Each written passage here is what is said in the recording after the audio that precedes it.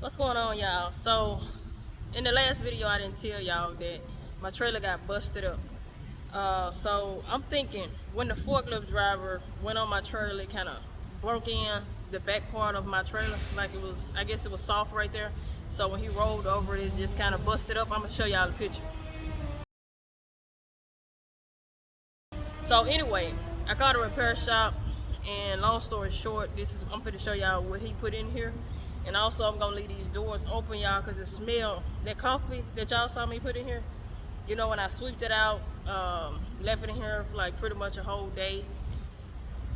May have been longer than that, but either way it goes, the smell is still in here. Oh my god, I'm gonna have to spray some awesome on the side of the walls or something. I don't know what that man was hauling, okay, because you know I just bought this trailer, right? And you know I've been trying to get this scent out of here, y'all, but whew, it's just bad. I don't know what kind of hog tail that man was hauling, but it stinks. So anyway, let me show y'all the back of the trailer. Y'all already see this because I'm pretty sure y'all got it in y'all trailer. So this is what the guy just put in here. And I was like, yeah, that was missing. Looked like something that was supposed to be there.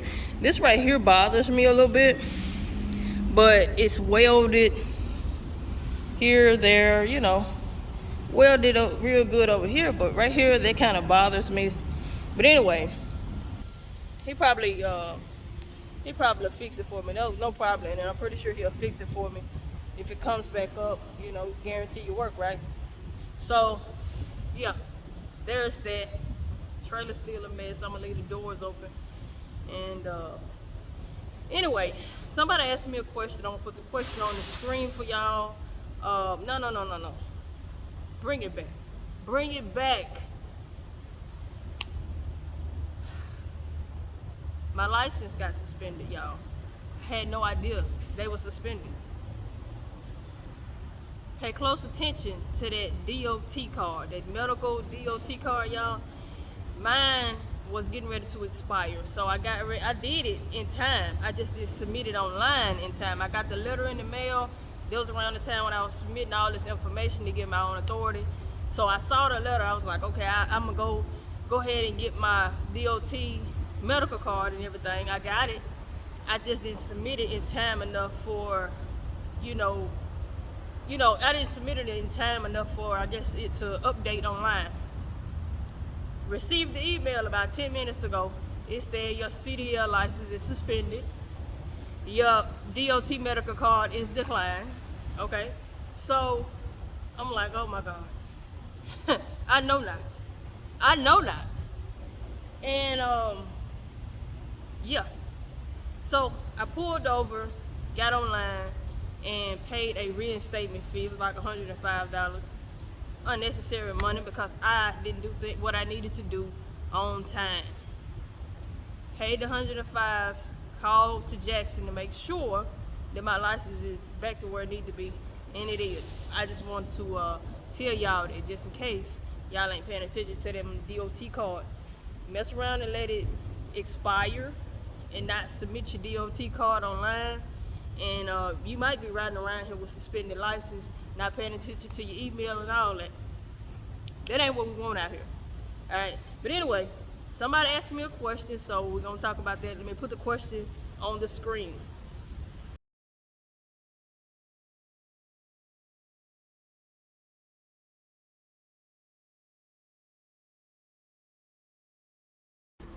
So, question is now a good time to become an owner operator, get your own operating authority in this economy?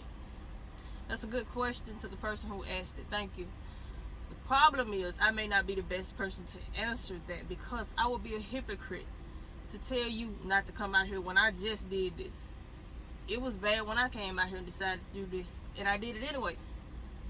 If my starting point was today and I hadn't got it yet and I wanted to do it, I would still do it. Right? If my situation allowed me to do that. So we're gonna dive into some things though, just to give you a better idea. But I am not gonna tell you not to come out here. I just can't do that. So there's that. Another thing, you should ask yourself some questions. Questions are more important than answers sometimes, and comments and advice. So the number one question you should ask yourself is, what is the worst thing that could happen if you was to move on this? Like if you was to come on out here, what is the worst thing that could happen? Another question is, if you came out here and it didn't work, what would you lose, if anything? Pretty much the same question, kind of, sort of.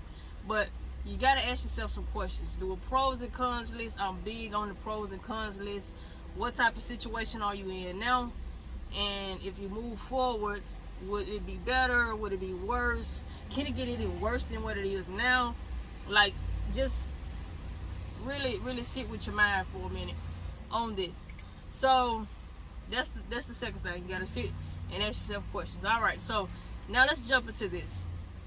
The number one thing that you probably should be worried about out here is money.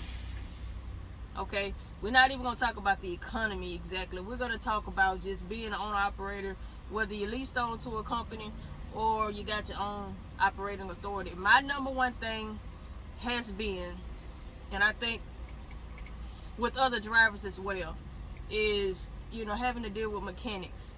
So money needs to be the number one priority. If you don't have no money saved up, then you're gonna lose before you even start. Because one thing I can tell you is your truck, at some point, whether it's new or old, is going to break down. And sometimes it'll do it back to back. Not saying that it will, but it's possible.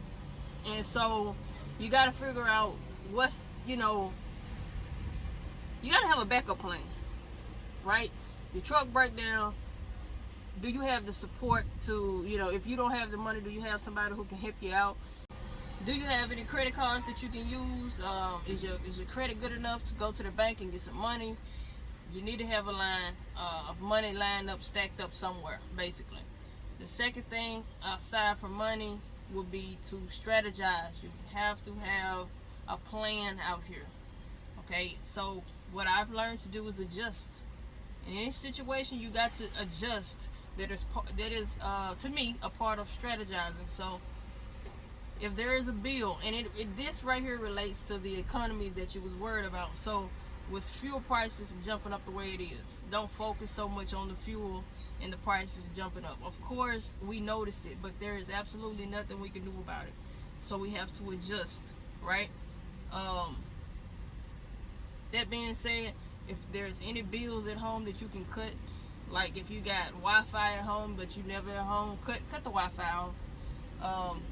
Any bill that you can get rid of, chop it up, and allocate that money to the fuel for your truck.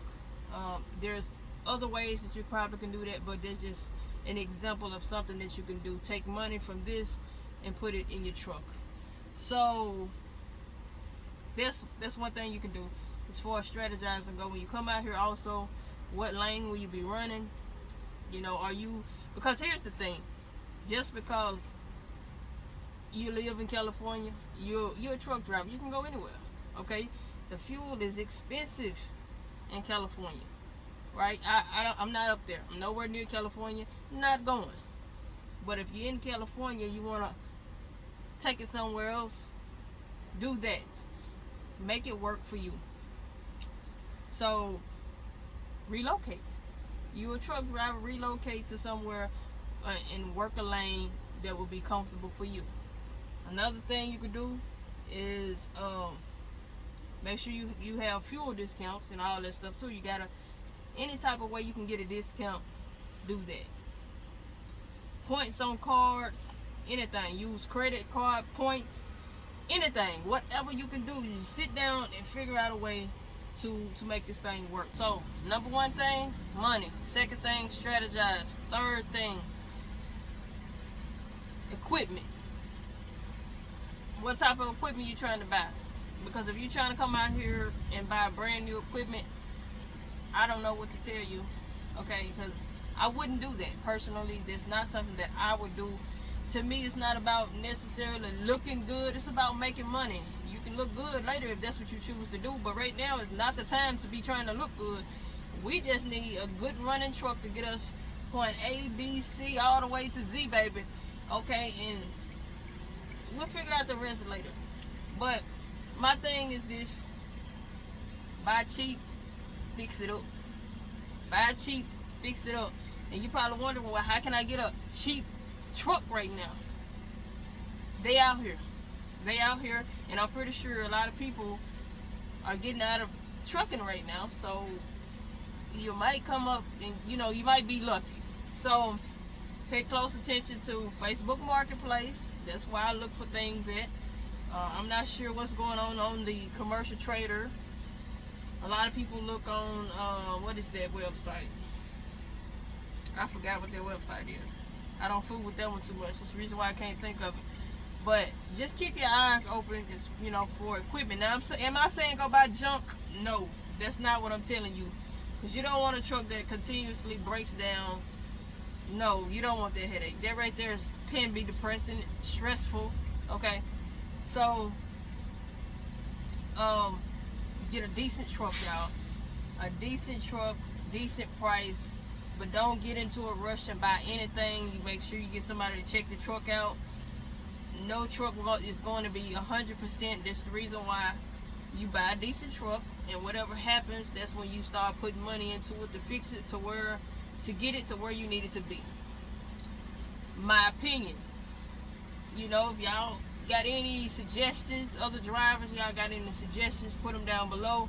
We'll be happy to hear them. If you got a new truck and it's working out for you, drop your advice down below. We'd love to hear it.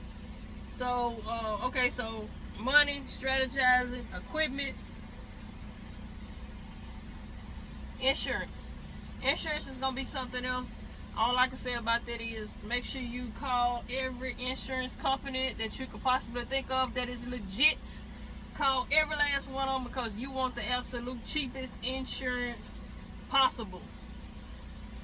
And some things that can make your insurance cheaper is where you park at, your driver record, if that's clean, discounts.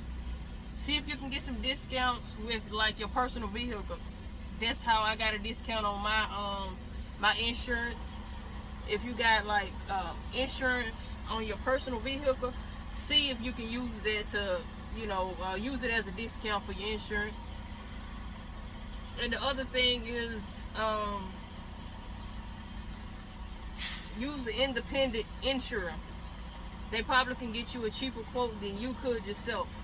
Compare it. You can call yourself and then turn around and let your independent insurer do the work for you. That's what I did. Now, am I saying I got the cheapest insurance in the world? Nope. No, I'm not. But I can work with it. It's doable. It doesn't scare me. This last thing is discouragement.